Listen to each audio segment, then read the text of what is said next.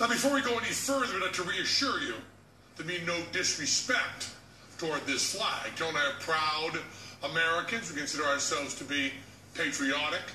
We get a little more patriotic. About 15 years ago, we spent time in Egypt, China, and India.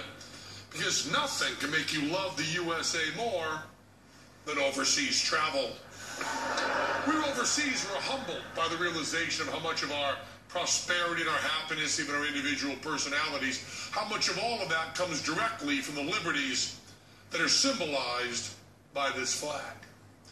But even so, a couple of goofballs handling the flag on stage in Vegas, there's been a weird kind of energy to the room. This energy we're talking about, we talk about content. Because of this piece of cloth on stage, there's a lot to think about. But the cloth was only one of the 3 props Teller used. He also used a magic wand and a meaningless piece of paper, which will replace with a meaningful piece of paper, the Bill of Rights. The first 10 amendments to the Constitution of the United States of America.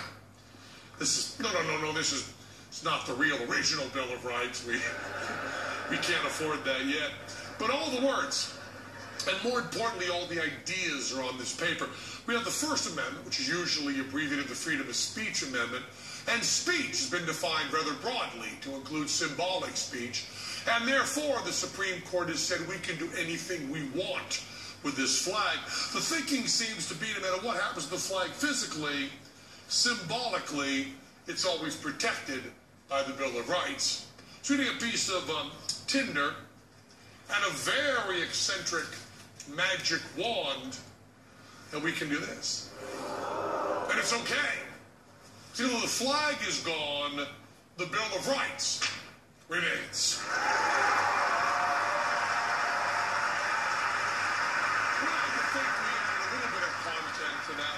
First of all, there's an idea that Teller and I have been talking about forever. And then it's what would happen if you were to burn a flag. Not in disgust, not in protest of anything, but rather in celebration of the very freedoms that flag symbolizes. But more relevant to our show is the ambiguity. The fact that we really know what's going on. I mean, do we burn a flag? Do we symbolically burn a flag? Or do we merely vanish a flag in a patriotic flash of fireworks? Well, it's all of those. It's none of those. It's up to you. You see, most shows and movies and TV are all fake. They're phony. They're fiction.